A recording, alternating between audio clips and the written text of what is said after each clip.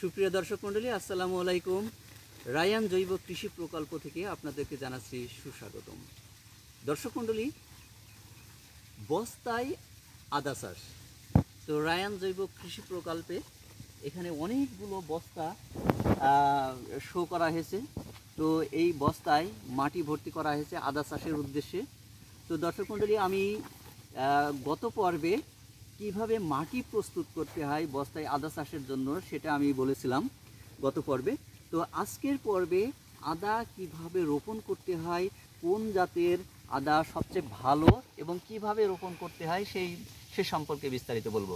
তো দর্শক মণ্ডলী, আমরা যে আদাটা ব্যবহার করছি এই আদাটা সবচেয়ে দেখা যায় আমাদের দেশের জন্য বাড়ি টু অর্থাৎ দেশীয় প্রজাতি এই জাতের আদাটা সবচেয়ে ভালো। তবে আমি এখানে একটু জাতটা একটু ব্যতিক্রম করেছি, যে এই জাতটা এটা মায়ানমারের একটা জাত।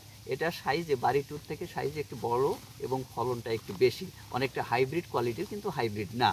তো এই জাতটা একটু ফলনটা ভালো, তো এটাকে আমি বেছে নিয়েছি। তো এই আদাটা রোপণ করার পূর্বে আমাদেরকে যে বিষয়টা লক্ষণীয় সেটা দেখতে হবে, যে এই যে এখানে পানিতে এখানে ছত্রাক মিশ্রিত এখানে পানি।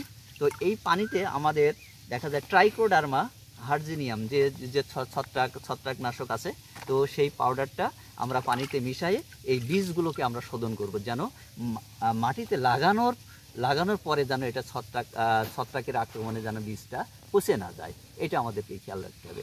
তারপরে দেখেন এই বীজটা পানি থেকে ছত্রাকনাশক পানির থেকে নিয়ে আমরা এই বস্তায় আমরা রোপণ করব। তো বস্তায় রোপণ কিভাবে করব? মোটামুটি 2 ইঞ্চি পরিমাণ এটা আমরা গর্ত করব। তারপরে এই আদাটা ওখানে দেন। তো আদাটা আমরা দেখা যায় এখানে প্রায় 70 থেকে 80 গ্রাম কি 90 গ্রাম হবে। তো এই আদাটা আমরা দিয়ে এটা আমরা ঢেকে দেব। তো আমাদের আদা রোপণ শেষ। এইভাবে প্রতিটা বস্তায় আমরা আদা দেব।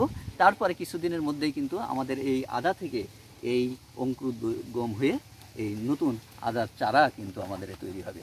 তো দর্শক মণ্ডলী, এই আদা চাষের ক্ষেত্রে আপনাদের যে বিষয়টা আপনারা খেয়াল করবেন, যে সাধারণত মার্চের শেষ সপ্তাহ থেকে এপ্রিলের প্রথম সপ্তাহে আমাদের আদা চাষের জন্য সবচেয়ে উপযোগী একটা সময়।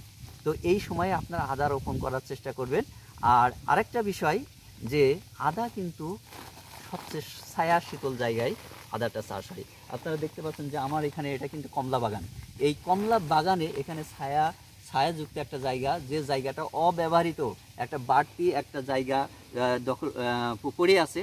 এখানে যদি আমি আদা চাষটা করি তাহলে দেখেন এই যে বাড়তি যে জায়গাটা পড়ে আছে, এখানে কিন্তু আমি আদা চাষটা করলে আমার এই জায়গাটা ব্যবহার করার ফলে আমি নতুন এখান থেকে আমি একটা বাড়তি একটা ফসল কিন্তু আমি পাচ্ছি।